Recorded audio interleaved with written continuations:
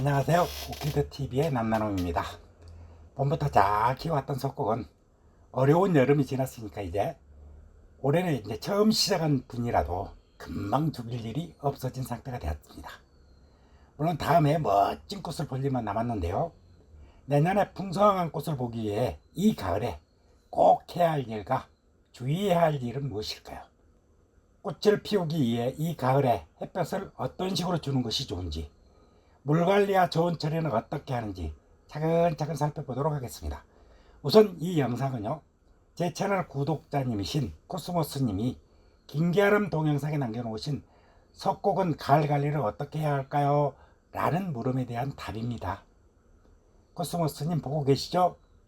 그리고 이 계절은 석곡을 여러 번 키워도요, 대부분 꽃도 몇 개 없고 싱그럽기는 하지만 녹색 일색이니 봄이나 지금 피운 꽃들을 삽입해 가지고요, 내용을 다 아시는 분이라도 꽃 구경 삼아 동영상을 볼 수 있게 편집 화면에서는 꽃 사진을 좀 많이 삽입해 보도록 하겠습니다.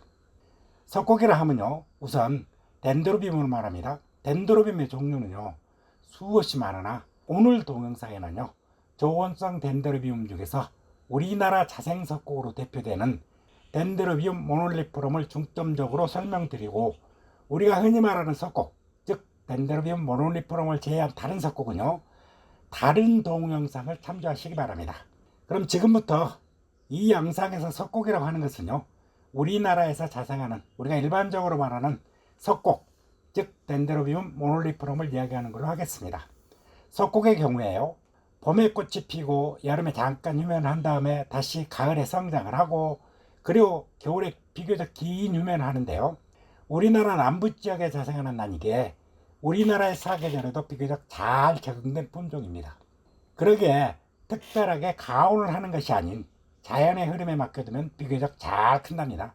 대신요, 따뜻한 남부 지역에 자생하는 자생나이다 보니까 중부 이북 지역의 경우에는 약간의 가온이 필요한 경우도 발생해서요, 잘 키우기 위해서는 겨울에 5도 이상의 관리만 하면 무난하게 키울 수 있는 품종입니다. 그럼 가을의 석곡 관리는 어떻게 하는가? 초가을에는 두 번째 맞는 성장기이기 때문에요, 성장에 중점을 두어서 키워야 됩니다. 다만 봄 성장기보다는 그 기간이 조금 짧기 때문에 이 짧은 기간 동안에 빨리 성장을 시켜야 하기 때문에 마음은 조금 바쁜 계절이기도 합니다.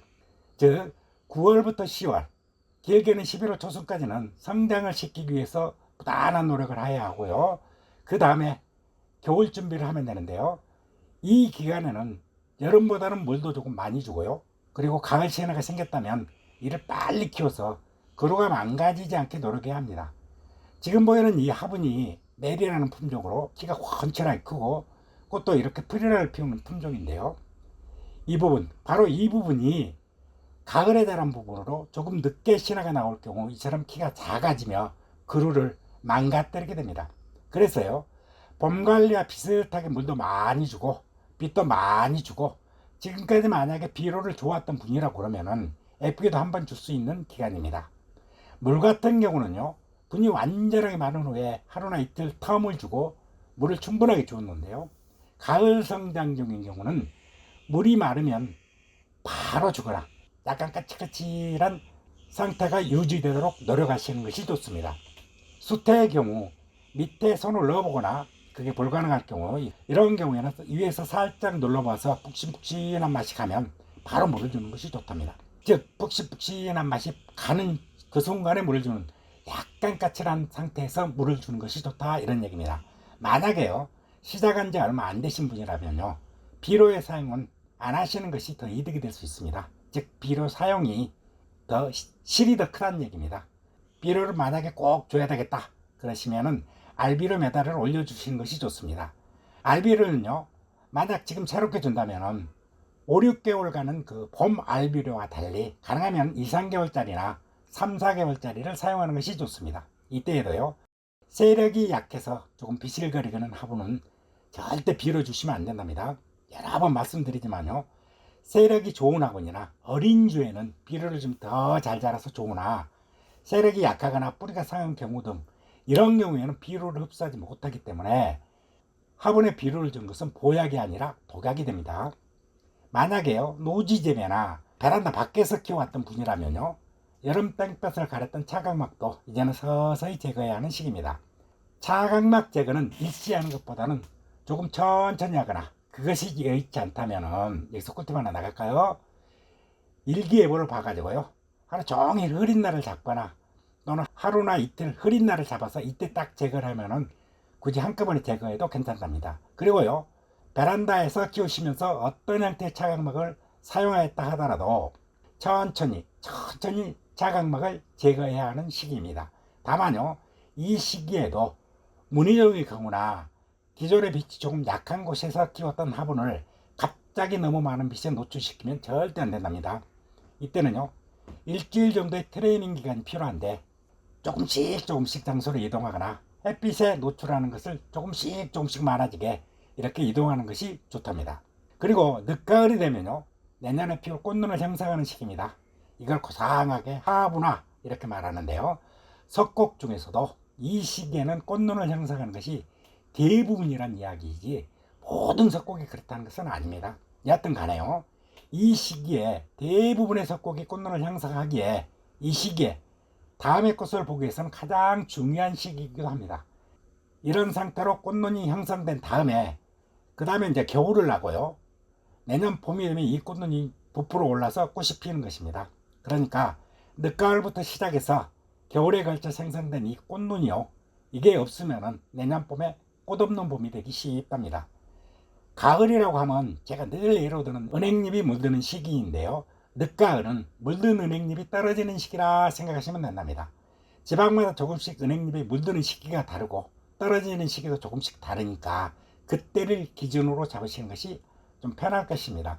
이 시기 같은 경우에는요, 물말림을 하고 햇볕은 줄 수 있는 모든 양을 주어야 하는 계절입니다. 물말림의 경우 다른 덴드로비움과 달리 석곡이 비교적 작고 그 다음에 대공이 좀 가늘잖아요. 그렇기 때문에 너무 오랫동안 물말림을 하는 것은 석곡에 상당한 데미지를 주는 경우가 발생합니다. 그렇게 긴기한암이나 대명석곡 이런 것들과는 달리 열흘에서 보름 정도의 물말림이면 충분하고요, 어떤 경우는 물말림 없이도 꽃이 잘 피우는 품종도 비교적 많은 편에 속하는 것이 이 석곡의 특징입니다. 그래서 꽃눈 형성을 위해서 하는 다른 난과는 달리요, 석곡의 경우 대공이 조금 쭈글거리기만 하면 바로 물말림을 중지하시는 것이 좋답니다. 물을 말면서도요, 가장 중요한 것이 초가을부터 진행했던 햇볕 주기는 계속 해야 됩니다. 햇빛은 쭉 줘야 돼요. 겨울에도 줄 수 있으면 계속 주는 게 좋습니다. 즉 지금이 이제 8월 말 9월 초니까요, 가능하면 지금부터라도 차강 없이 햇빛을 많이 주는 방법을 강구해야 합니다.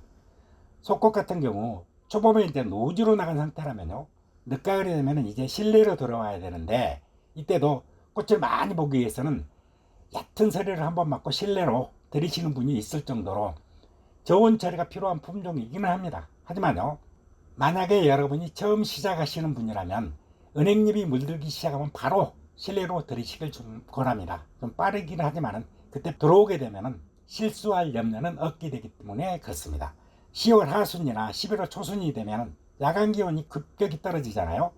이 시기를 잘 활용해 가지고 저온 처리를 해주는 것이 좋은데요, 물말림과 함께하는 저온 처리의 기간은 보통의 경우 2주 정도 필요로 하나, 이 경우에도요, 우리나라에 자생하는 자생란이게 대부분의 경우 자연에 순응하듯이 키우면 문제는 별로 없답니다. 다만 베란다에서 키우시는 분들이 문제인데요, 이 경우에도 적당하게 베란다 창문을 열어놓는 약간의 스킬을 발휘하면요, 저온 처리하는 것은 전혀 문제가 될 게 없습니다. 거창하게 저온 처리라고 하기는 했으나 제가 경험한 바로는요, 너무 무리한 저온 처리를 하는 것보다는 자연스럽게 하는 것이 아주 좋습니다. 그걸 권해드리고요.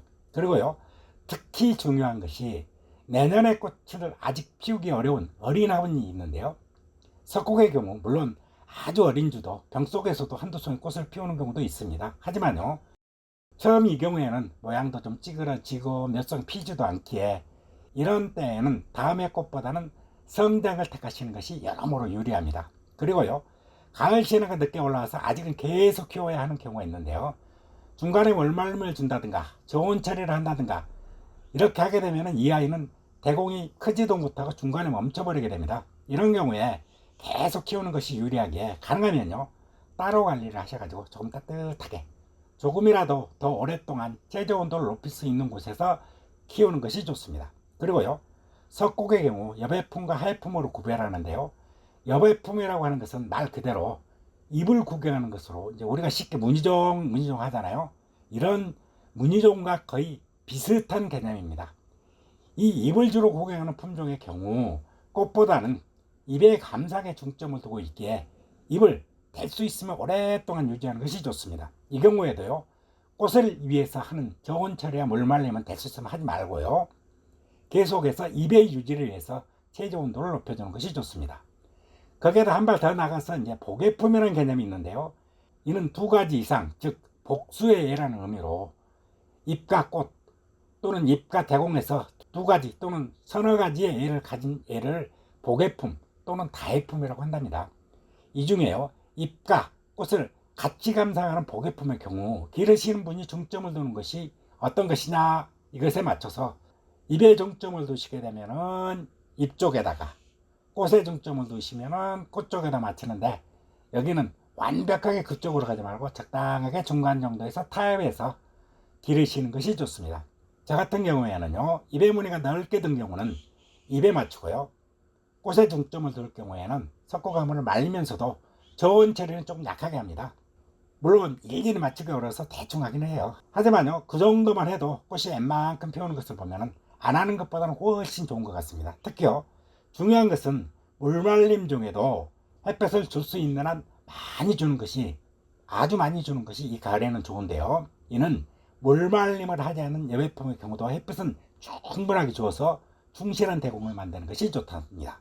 지금까지 영상이 도움이 되셨다면 좋아요, 구독 꾹 눌러주시고요, 내년 봄에는 풍성한 꽃으로 석곡화분을 만나보시기 바랍니다. 감사합니다. 난나눔이었습니다.